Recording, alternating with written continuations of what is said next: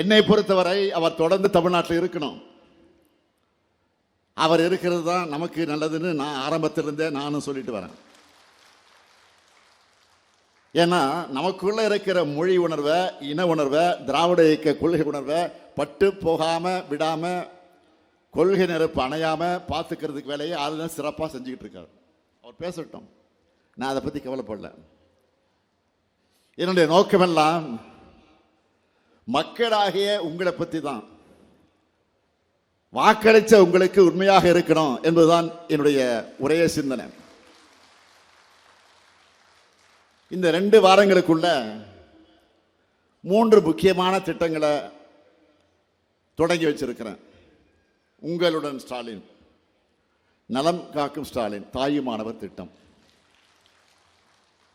இந்த திட்டங்களை பற்றி நான் அதிகம் விவரிக்க தேவையில்லை.